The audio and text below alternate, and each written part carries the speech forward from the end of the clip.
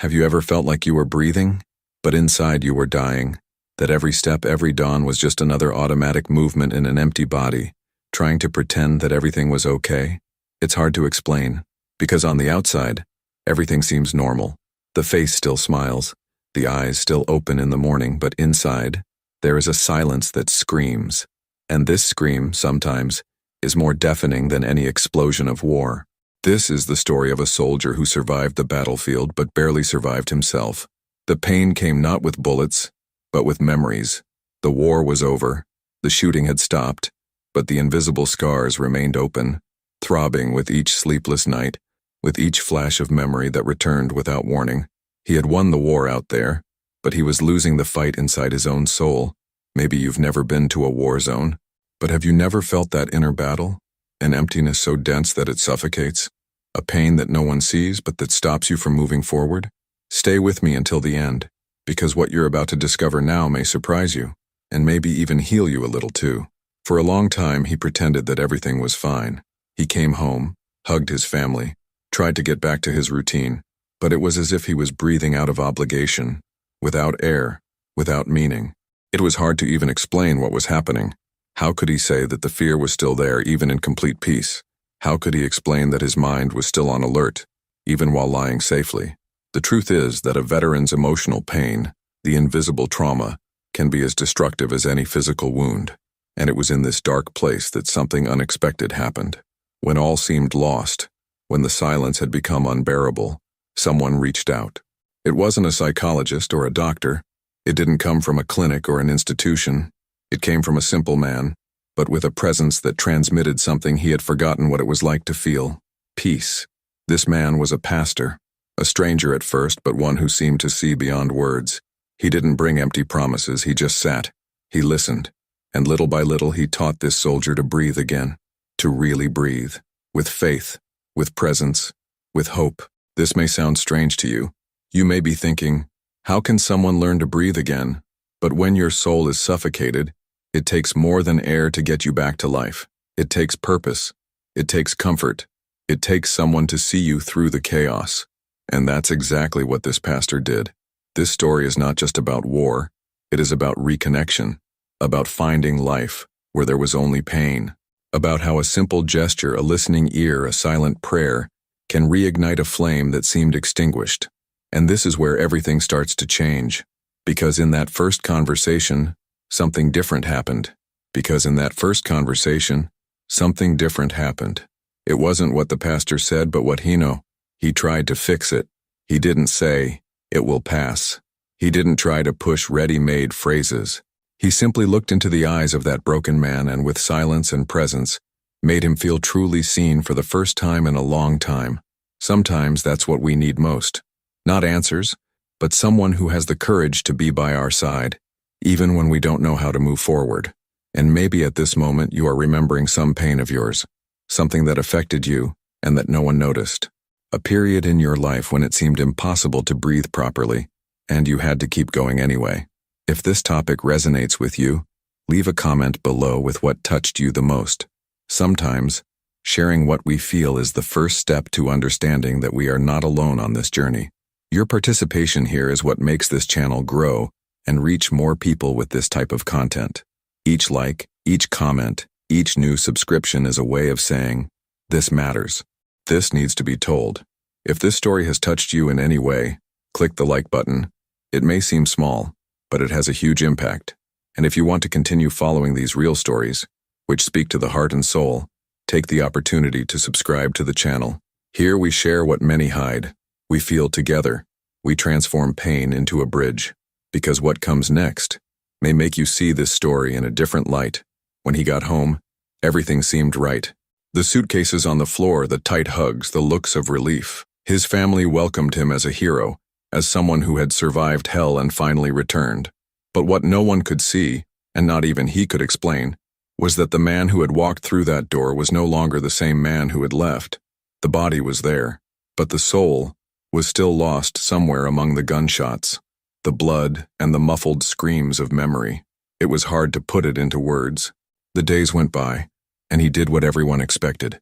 He smiled in the photos, sat at the table, pretended to be normal. But inside, he felt like he was watching his own life, like someone watching a movie that makes no sense, as if he were disconnected from everything, as if time had moved on and he was stuck in the same place, standing still like a shadow of himself. The nightmares came without warning. All it took was the silence of dawn, and suddenly he was back there, in the midst of the chaos, smelling the gunpowder again, hearing the screams that only he could hear. And the cruelest thing of all was the guilt of being alive, the guilt of having returned when others had not, the guilt of smiling when his heart was still in mourning. He looked at the children of his friends who had not returned and asked himself, why me?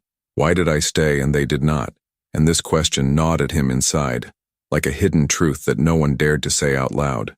It was as if survival were a silent condemnation, a burden he carried in his chest day after day, unable to share it with anyone. This is one of the hardest parts for outsiders to understand. The war doesn't end when the soldier returns home. It continues, behind the scenes of the mind, in the memories that invade without asking permission, in the automatic gestures that try to hide what's going on inside. And often, the soldier finds himself forced to wear another uniform, that of normality, an invisible armor that hides the pain because no one wants to hear that the hero is broken inside. His wife tried to talk, but he didn't know where to start. How could he explain that he missed a place that had destroyed him, that in a way he was still stuck in those days, as if his identity were tied to that suffering? He kept quiet, and she cried in silence. The children didn't understand why their father was distancing himself, why he sometimes locked himself in his room, why he exploded over little things. It was as if every part of his life was trying to fit together again, but with different pieces misaligned like a puzzle from another story. At this stage, people around them often think it's just a matter of time. He just needs to rest. Everything will be back to normal soon. But that's not quite the case. The emotional pain, trauma, and psychological impact of war lodge themselves deep within the mind, and the more time passes, the harder it becomes to access these layers. Because after so much silence, the soldier begins to believe that his pain is irrelevant, that the world has moved on and that he needs to adapt, even if it costs him his own sanity. And it was at that exact point in the journey that something began to break. Not in a grand way, but in small ways. A shallow breath here, a lost look there, a tightness in the chest that insisted on returning. The soul cried out for help, even when the mouth said everything was fine. This is the fine line where many people lose their way, the point at which the pain is denied so many times that it starts to feel normal. But it wasn't normal. It never was. And deep down, he knew it. Now I want to go even deeper into this subject, because understanding this disconnect is fundamental to understanding what came next, because it was exactly there, in that suffocating silence, that the transformation began to take shape. But not in the way he expected, and not in the way you imagine. Comment there. That makes sense to me. Now I want to go even deeper into this subject, because what really destroys you is not just what happened outside, but what no one sees when you come back. What hides behind the polite smiles, the rehearsed phrases, the constant attempt to appear functional. There is a silent pain that disguises itself well, and when no one notices, it screams even louder inside. That was what he felt, even though he couldn't put it into words. The fear of being a burden, of disappointing others, of worrying them.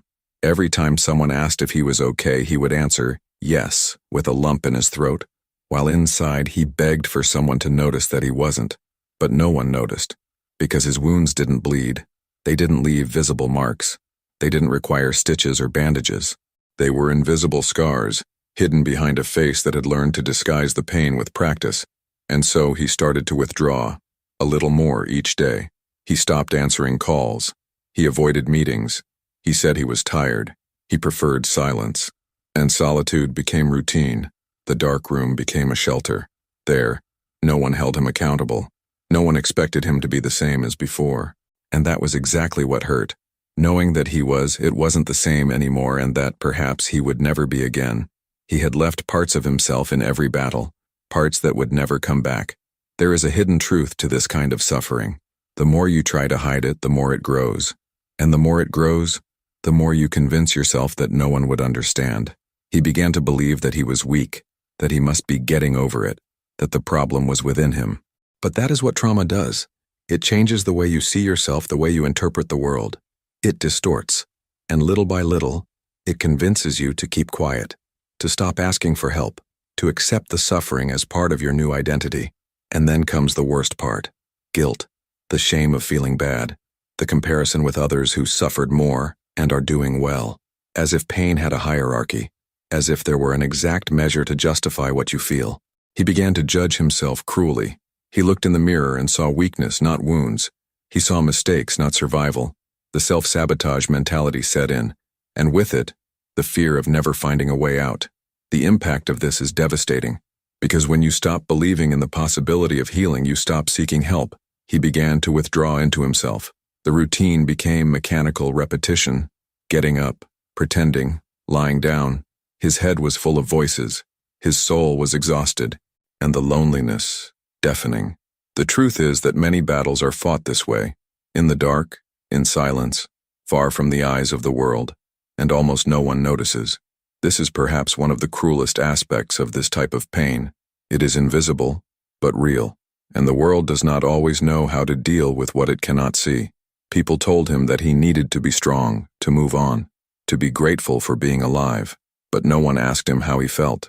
In truth, because facing someone else's pain requires presence. It requires listening, and that is rare. He knew that. That's why he smiled, even when he wanted to cry. He joked, even when his chest felt heavy. He said he was fine, even when everything inside him was imploding. This is why many people live with masks, because they have been trained to believe that showing pain is synonymous with weakness. But the truth is exactly the opposite. Saying "I'm not okay" takes courage. Facing what you feel is the first step towards transformation. And this soldier, even without knowing it, was about to take that step, even if timidly, even if he wasn't sure where it would lead him. It was on one of those silent days, when everything seemed the same, that he felt something different, a small restlessness, a subtle discomfort, as if something inside him was starting to want to break the pattern, as if a dormant part was trying to awaken. It was just a thought, a memory, a feeling that perhaps there was still a way out. And this feeling, small as it was already a sign that his soul had not completely given up. This change doesn't happen all at once. It's not like turning on a light. It's more like slowly opening a crack in a window that's been closed for too long. The air starts to slowly come in.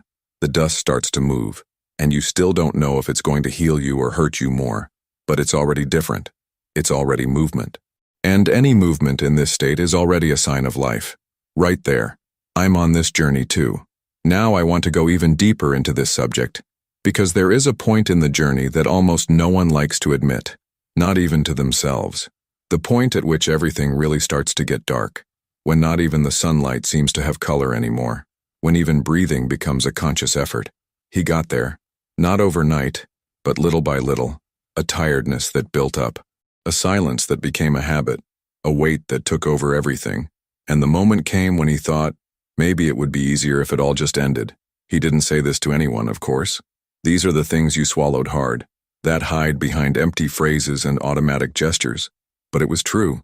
That idea haunted his thoughts on quieter days, not out of weakness, not out of cowardice, but out of exhaustion. An exhaustion that wasn't just physical, but existential. It was as if life had lost its shine, its meaning, its purpose. And when everything seems dark, the end no longer seems scary. It starts to seem like a relief. He found himself in crowded places, but he felt an unbearable emptiness inside. It was a constant feeling of being out of place in the world, as if everyone had been given a map except him, and it hurt, because he didn't want to feel that way. He just wanted to be someone whole again, someone who loved lightly, who laughed without guilt, who breathed without that knot in his chest. But every time he tried, something inside him pulled him back, as if his mind was stuck in a loop, revisiting what had happened, reliving every pain, every loss, every choice he didn't have. There were nights when he would wake up with his heart racing, covered in sweat, as if he were running away from something, even though he was lying down. Panic attacks that would come out of nowhere at times when everything seemed calm on the outside. The body would react before the mind could understand. A memory, a sound, a smell, and suddenly, he would be transported back to a place he no longer wanted to be. This is something few people understand. It's not drama, it's not exaggeration, it's trauma. And trauma has its own memory. It stores everything, sounds, smells, expressions, and it triggers when you least expect it. During this period, he began to distance himself even more from people, because being close to them required an effort that he no longer had, because pretending he was fine consumed the little energy he had left, because no one seemed to realize that what he wanted most was to break down, to scream, to be heard without judgment. But the world has no patience for invisible pain. The world demands functionality, and he demanded more of himself than anyone else. There were times when he would stare at the ceiling for hours, unable to get out of bed. Entire days when I couldn't tell what I had done, what I had eaten, what I had felt. It was like living in a fog, an emotional anesthesia that left him numb, indifferent, hopeless, and at the same time with constant anxiety, as if something was about to collapse all the time. A confusing mix of paralysis and panic, a cycle that seemed to have no way out. And in the midst of all this, he also blamed himself for not being better, for not being able to recover like the others, for not being able to be the father, the husband, the friend that everyone expected. He carried a weight that was not just his. It was the weight of expectations, of forced silences, of sleepless nights. And this created an invisible but devastating pressure. He wanted to ask for help, but he didn't know how. And sometimes, he didn't even know if he deserved help. His mind was immersed in dark thoughts. He questioned the value of his own life, the usefulness of his own existence. He looked around and felt that it no longer made a difference. This is where many people get lost. When the pain inside you starts to convince you that no one will miss you, that the world would go on the same without you. This is the cruelest lie that pain tells. And at that moment, he almost believed it. But there was something inside him that still resisted. A thin thread, an almost imperceptible whisper saying, "Not yet." Maybe it was his survival instinct. Maybe it was an old memory from lighter times. Or maybe it was God, whispering in the midst of the chaos. He didn't know. All he knew was that even in the deepest darkness, there was still something that refused to give up completely. And that was what kept him standing, or at least half standing. This part of the journey is fragile. It is a threshold between continuing and disappearing, between asking for help or falling silent for good. He wavered between the two extremes, but something, small, subtle, almost invisible, began to emerge there. A silent decision, a timid curiosity about what could still happen if he held on just a little longer, a desire to find meaning, even if he didn't know where to look. Right there. This makes sense to me. Now I want to go even deeper into this subject, because it was precisely when he no longer expected anything that something different happened. And it wasn't a grand event. There was no light in the sky nor dramatic music playing in the background. It was simple, almost banal, an encounter that at first seemed like just another coincidence in the middle of an empty routine. But that, little by little, revealed itself as a turning point. It was just another afternoon. He was walking aimlessly as he usually did on the heaviest days, trying to drown his thoughts in the noise of the city. And there, sitting on a bench in the square, was a man with a calm look and a serene expression, a stranger who was not wearing a uniform, nor a lab coat, but he carried something that time and pain had not been able to erase: presence. The soldier walked right past, with no intention of stopping. But the man looked at him with a gentle firmness as if he saw something beyond the surface, and he simply said, "You look tired. Do you want to sit down for a bit?" It wasn't just any question. It was as if those words had penetrated the invisible armor he wore every day. He hesitated but sat down, maybe out of tiredness, maybe out of curiosity, maybe because deep down, he wanted to be noticed without having to ask for help. And on that wooden bench, without any protocol, something began to grow that he no longer believed in: connection. The man was a pastor, but he didn't come right away. He didn't come with ready-made speeches or automatic quotes. He just listened. And in listening, he offered something rare: space.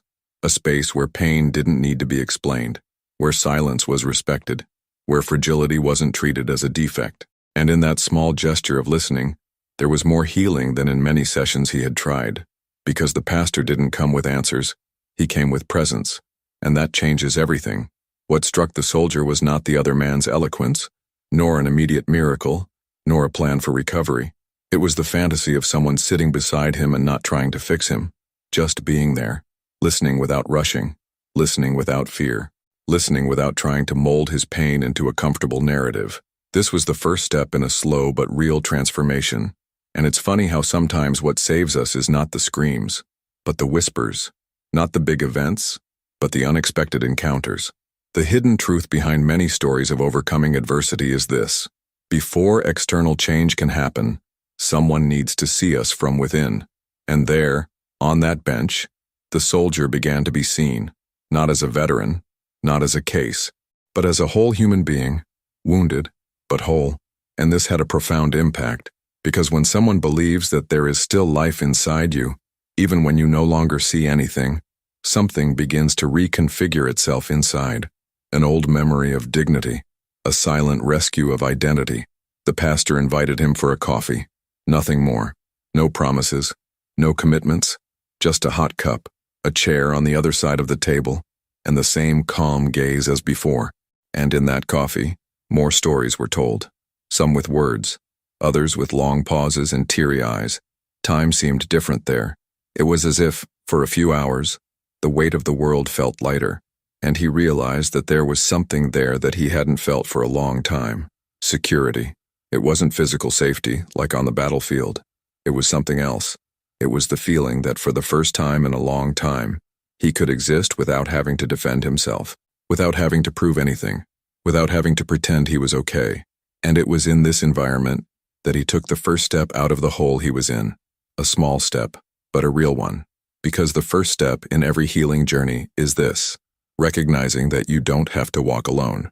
From that encounter on, the soldier began to realize that perhaps the solution was not in the ready-made answers he was looking for, but in the freedom to ask questions without fear, in the courage to admit that he was broken, in the humility to accept help from where he least expected it, because he thought he would need a uniform to get back to living. But it was a man of faith who reminded him that sometimes what we need most is not strength, it is surrender. Comment: I'm on this journey too. Now I want to go even deeper into this subject, because there are conversations that are not trapped in words. They enter deeper places, break through old defenses, touch places no one has ever touched. And that is exactly what happened in that encounter. The soldier didn't know how to begin. The words seemed stuck in his throat, mixed with fear, shame, and that old feeling that no one would understand. But the pastor was in no hurry. He didn't start a conversation. He didn't try to guess. He didn't make that face of someone who is preparing an answer. He was just there, present. And that presence, silent and complete, was like a breath of fresh air in a suffocating place. For years, the soldier had grown accustomed to not really breathing. He lived on automatic mode. Air came in and out, but nothing held him inside. It was a kind of survival that slowly consumes him, when the body still functions, but the soul is dehydrated. But in that first conversation, it was different, because for the first time in a long time, he felt he could let his guard down. His tight chest began to loosen. His hands stopped shaking. His mind, always on alert, began to slow down. Not because the pastor did anything extraordinary, but because he did what no one else did. He really listened. There is a huge difference between hearing and listening. The world is full of busy ears, people who respond before they hear everything, people who already have a solution on the tip of their tongue before they even understand the problem. But the pastor was not like that. He listened with his whole body, with his eyes, with his posture, with his breathing. And this, as simple as it may seem, was like opening a window in a room that had been closed for years. The soldier began to speak, little by little, with pauses, with hesitation, but he spoke.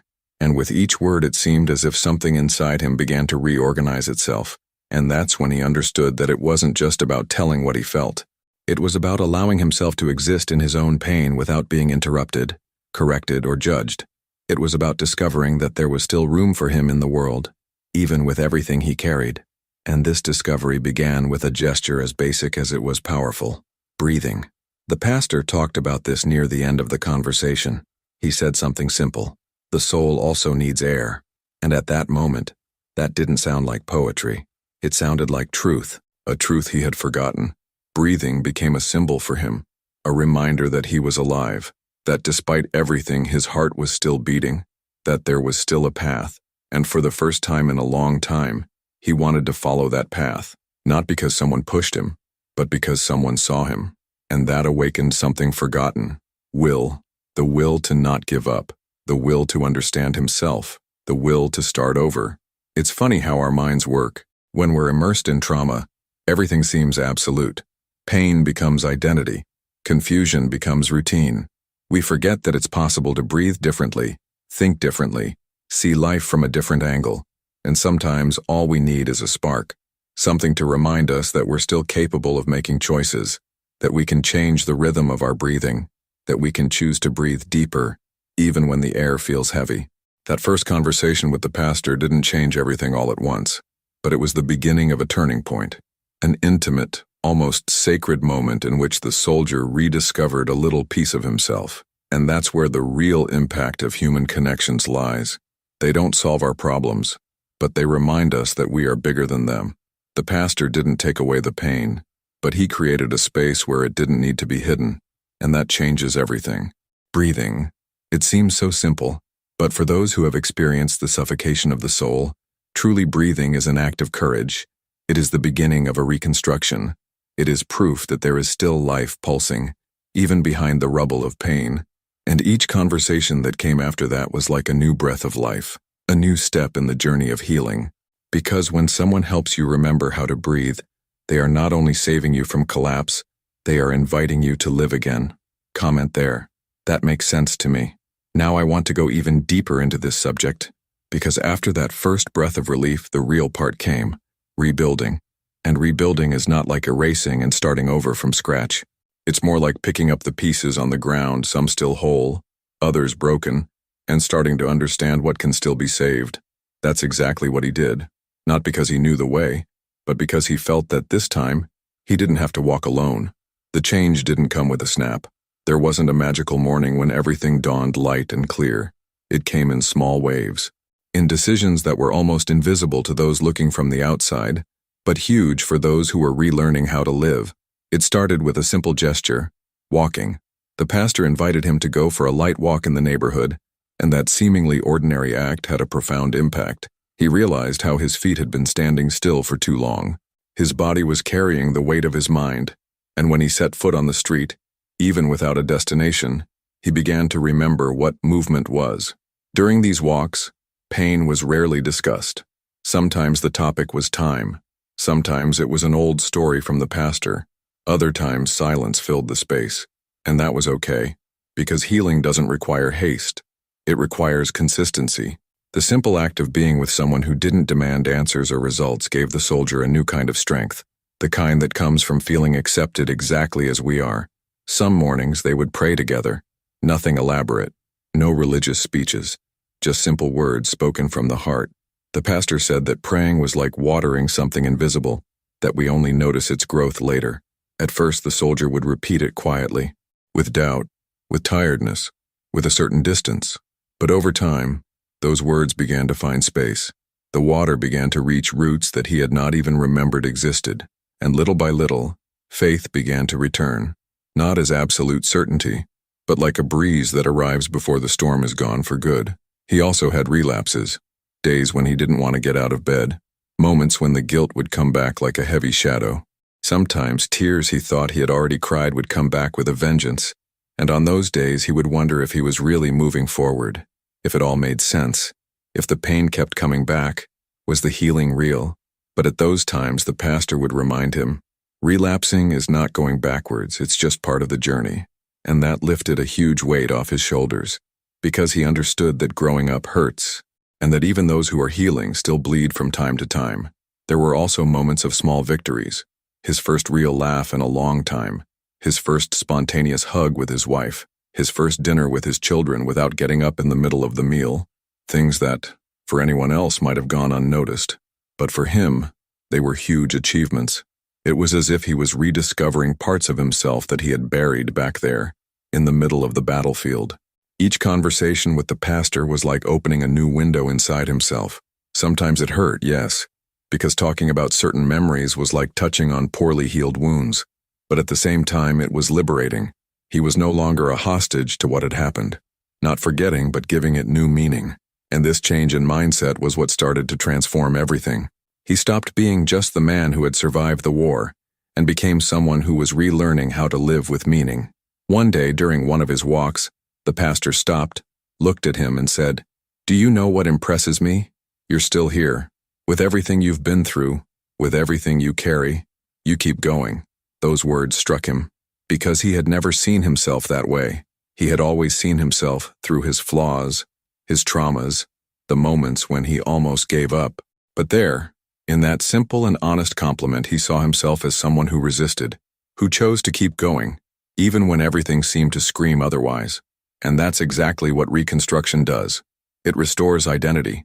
It reminds you that you are not only what hurt you but also what kept you standing. The soldier gradually realized this, not because someone told him, but because he began to feel it. He started taking care of little things again. He tidied up a corner of the house that had been forgotten. He started listening to music that he had previously avoided. He picked up books that he had abandoned halfway through. And, on a specific day, he sat down and wrote a letter to himself. It was the first time he allowed himself to record in his own words everything he was experiencing. And writing was like releasing something that had been bottled up for too long. These small actions began to reshape his days. There was still pain, yes. There were still difficult memories, but now there was also something else. Purpose. He still didn't know exactly what he would do with everything he had lived, but he already felt that it would not be wasted, that every scar, every fall, every long night had some value, maybe for himself, maybe for others, but it did. Right there. I'm on this journey too. Now I want to go even deeper into this subject, because there comes a time in the journey when the pain, no matter how present it still is, begins to transform. It doesn't disappear. It isn't erased, but it changes place within us. It stops being a weight that paralyzes and becomes a bridge, a passage between who we were and who we can be, between what we have experienced and what we can offer. That's what started to happen to him. Without him planning it, without it being an objective from the beginning, it simply happened. One day, during one of his walks with the pastor, he saw another man sitting on the same bench where, months before, he had been welcomed. The look in that man's eyes was familiar. It was the same look he had in the back of his mind when he was still trying to understand if it was worth continuing. A look of exhaustion and silence. And without thinking much, he approached. He sat down next to him. He didn't say anything shocking. He just left his body there, present, just like the pastor had done with him. And for the first time, he saw himself on the other side of the story. The conversation with that man, also a veteran, was the beginning of something he still couldn't name, but he felt it. He felt that the pain he carried didn't have to be just a bitter memory. It could be a key, an opening, a way to connect with those who were also lost among memories and traumas. And at that moment he understood that his journey had not been in vain, that the entire difficult path, each sleepless night, each uncertain step, could have a much greater impact than he imagined. That's how he began sharing his story, first in small groups, then in meetings with other veterans, always with sincerity, never as someone who had already gotten there, but as someone who was still in the process, learning to walk with the scars. And perhaps precisely for that reason people listened, because the truth has this power. It doesn't have to be perfect, it just has to be real. And he was real, with his pain, with his hope, with his faith in rebuilding. His mindset began to change. What had once been shame became compassion. What had once been a burden became responsibility. He realized that even without knowing all the answers, he could be a source of support, and that gave meaning to what seemed meaningless.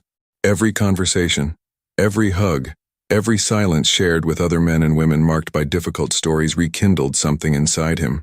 It was as if their presence said, without words, "You are not alone." This turning point did not erase the past. He still carried painful memories. There were still difficult days. But now there was purpose. There was direction. There was a mission. And a mission is different from an obligation. A mission is something that arises from what we have experienced, from what has left its mark on us, from what, in some way, we are called to transform into good. And that was when he understood the magnitude of it all. He did not survive by chance. The hidden truth behind his pain was this: there was a purpose that only he could fulfill in the way he was fulfilling it. The pastor, who had been following this journey closely, always said that anything that is touched by pain can be touched by grace as well. And now those words made sense, because he was seeing it happen. His pain was being used to bring light into dark paths. It was being molded into something bigger than himself. It was as if, by helping others breathe again, he himself was breathing deeper. His transformation wasn't just internal. People around him began to notice. The way he looked people in the eye, the way he listened, the way he treated even silence with respect. It was different. It was real. He became a point of safety for others, not because he was perfect, but because he was human. And in a society that hides weaknesses, that's almost an act of resistance. The behind the scenes of this new phase was made up of meetings, tears, and silent decisions, of extending a hand when the other person couldn't get up alone, of writing letters, recording audios, making visits. Nothing grand, but everything with intention. And that was what he held on to, because even though he couldn't change the past, he could change the impact that past would have on other lives. One of the most memorable moments of this journey was when, during a meeting with young soldiers about to be sent overseas, he was invited to speak. He hesitated. He thought about refusing, but he accepted. And as he told his story, something took over the room. It wasn't fear nor pain. It was truth. And truth, when shared with humility, has immense power. Many of those young men approached him afterwards. Some cried. Others just thanked him in silence. And he understood. What heals one can reach many. His mission now wasn't to fix anyone. It was to remind people that it's possible to move on, even with the broken pieces, even with the scars, even with your heart still healing. He became an example that life after pain isn't a return to the way it was before, but a reinvention, a new way of existing, a more conscious, more connected, more real way. Comment there. That makes sense to me. Now I want to go even deeper into this topic, because there is something transformative about simply being able to say, today, I breathe. And I'm not talking about that mechanical, automatic breathing that the body does by instinct. I'm talking about that conscious light breathing that fills not only the lungs but also the soul, the one that comes after a long season in the dark, after nights suffocated by memories and days crossed by pain, the one that carries, in the silence between inhalation and exhalation, a powerful reminder. You are still here. It was exactly then that he began to realize that something had, in fact, changed. It wasn't a miraculous cure, nor a complete end to the pain. The scars were still there. Some were visible, others were invisible. But now they no longer screamed. They no longer controlled his steps. They were marks, yes, but they were also witnesses that he had survived. That, despite everything, he had found life again within his own story. He no longer breathed like someone fleeing. He breathed like someone who remains. There was one day in particular that stuck with him. A random afternoon. The sky was tinged with orange, and the silence was comfortable. He was sitting next to the pastor after a short walk. His body was tired, but at peace. He looked at the horizon with a serenity he hadn't known in a long time. And at that moment, without a single word being said, he felt it. He felt that something had been reorganized inside him. It wasn't just the world around him that seemed more beautiful. It was him. It was the way he was looking at it. The filter of pain was no longer the only one. Now there was also gratitude. Gratitude for having continued even when everything said otherwise. Gratitude for the unlikely encounters that became support. Gratitude for having learned to breathe again, not only with his body but with his heart, because his breathing now carried more than oxygen. It carried resignified memories, deep learnings, faith in reconstruction. It carried a story that almost ended too soon, but didn't, and that's what changes everything. That same day he returned home and found his children in the yard. They ran to him as they always did, but this time he allowed himself to stop. He bent down, opened his arms, and received their embrace with total presence. He felt the smell of their hair, the warmth of their skin, their laughter close to his ear. And there, on his knees in the middle of the garden, he cried. But it was a different kind of crying, a light crying, without guilt, without fear. It was as if every cell in his body was saying, "This is it. This is it. You've arrived." His wife, who had been watching everything from a distance, smiled. She didn't ask anything. She just watched. She felt it too. That was a version of him that she had never expected to find again. And yet, there he was, more whole, more present, perhaps more vulnerable, but for that very reason, stronger, because now he no longer needed to hide behind the pain. He could inhabit it, and more than that, he could be inhabited by the peace that was finally beginning to make its home. This new pace of life did not mean an absence of challenges, but it did bring one essential difference. Now he knew where to find air when his mind began to close. He knew how to slow down, how to seek support, how to return to the safe place within himself. The pastor was still close by, but he was no longer a crutch. He was a friend, a brother on the journey, someone who had fulfilled the most beautiful role of all, that of reminding a lost man that he still had a path.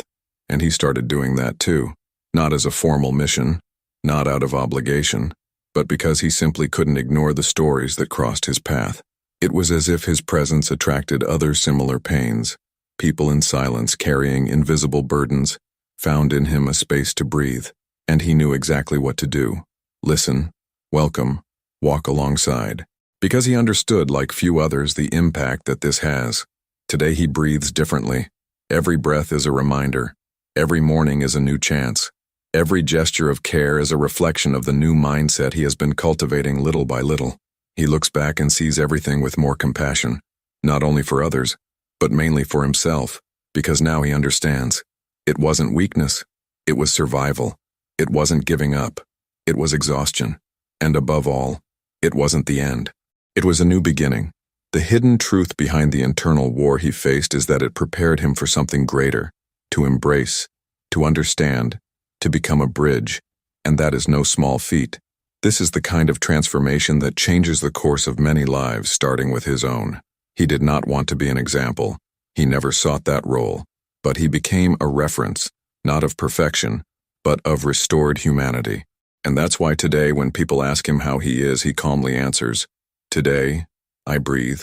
And those who listen may not understand the depth of these 3 words, but he knows.